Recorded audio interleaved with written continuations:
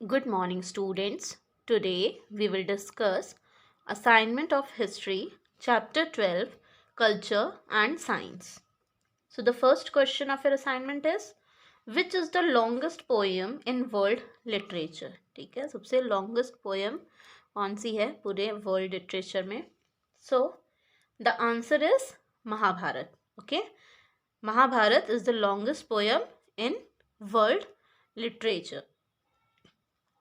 Next question, name two poems of Kalidas. आपको कोई भी दो पोएम के नाम बताने हैं कालिदास के द्वारा जो लिखी गई हैं। So the answer is Meghdoot and Kumarasambhava. ठीक है, answer will be Meghdoot and Kumarasambhava. These are the two poems of Kalidasa. Next question, what is the meaning of Panchatantra?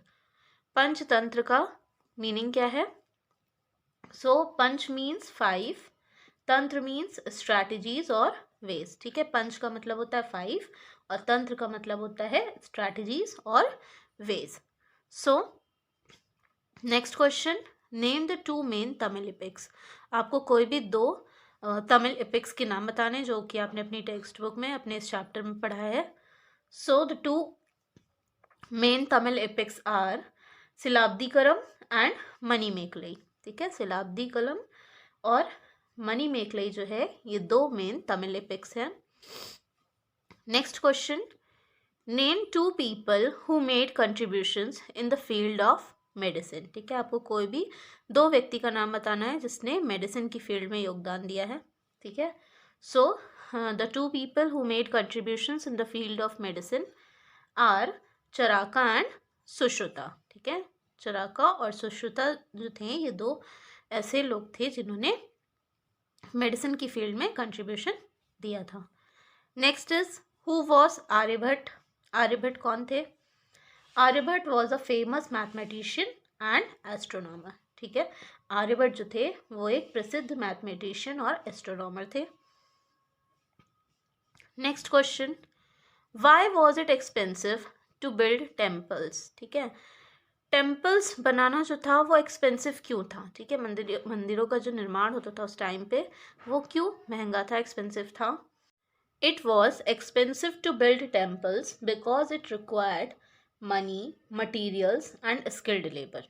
ठीक है, जो मंदिर बनाना उस टाइम पे इसलिए एक्सपेंसिव था क्योंकि उसको बनाने के लिए मनी की रिक्वायरमेंट थी। ठीक है, पैसे की ज़रूरत थी, मटेरियल की ज़रूरत थी और स्किल्ड लेबर की मतलब स्किल्ड कलाकारों की ज़रूरत थी।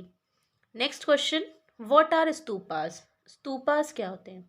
ठीक है, so the answer is stupas are dome shaped structures which contain the relics of Buddha और बुद्धिस्ट मॉन्क्स। ठीक है, स्तूपास जो होते हैं वो डोम शेप के स्ट्रक्चर होते हैं जिसमें बुद्धा के रिलिक्स और बुद्धिस्ट मॉन्क्स के रिलिक्स मेंशन होते हैं। ठीक है, next question, why is the iron pillar of Delhi known for its ancient Indian skill? जो आयरन पिलर है दिल्ली का वो क्यों अपने एंशिएंट इंडियन स्किल के लिए जाना जाता है? So the answer is it is a fine example of the ancient Indian craftsmanship and metallurgy. ये पहली चीज़ तो ये एक अच्छा एग्जाम्पल है उस टाइम के कलाकारों का और मेटलर्जी का। ठीक है, मेटल का, उस टाइम के मेटल का एक ये अच्छा उदाहरण है। ठीक है, and it has still not rusted after all these years. और इतने सालों में इतनी धूप उस पर पड़ी है, इतनी बारिश पड़ी है, उसके बावजूद ये अभी तक जंग नहीं लगा है। ठीक है, तो this is why the iron pillar of Delhi known for its ancient Indian skill. Okay, why? Because it is a fine example of the ancient Indian craftsmanship and metallurgy and it has still not rusted after all these years. Next question, what is metallurgy? Metallurgy क्या होता है? So the scientific study of metals and their uses is called metallurgy. ठीक है, जो scientific study होती है metals की और जो उसके uses होते हैं उसे क्या कहते हैं? metallurgy. Next question, name two rock cut temples. आपको कोई भी दो रॉक कट टेम्पल्स के नाम बताने हैं। ठीक है, so the two rock cut temples are Kailashnath temple and monolithic temples, ठीक है। कैलाशनाथ टेम्पल और मोनोलिथिक टेम्पल्स जो थे, ठीक है, लाइक 7 पगोडाज, ये सब क्या थे, ये 2 एग्जाम्पल हैं रॉक कट टेम्पल्स के। Next is what is the गर्भगृह। गर्भगृह क्या होता है? The innermost sanctum of a Hindu temple where the image of the main deity was placed, ठीक है। गर्भगृह जो है वो एक इनर मोस्ट स्पेस होता है हिंदू मंदिर में, ठीक है, जो हिंदू देवी देवताओं का जो स्थान होता है, ठीक है, वहाँ पे एक इनर मोस्ट जगह होती है जहाँ पे मेन जो देवी देवता होते हैं उनकी जो मूर्त होती है, जो इमेज होती है, वो प्लेस्ड होती है, उसे कहा जाता है गर्भगृह। Okay, so students, here we have finished this assignment.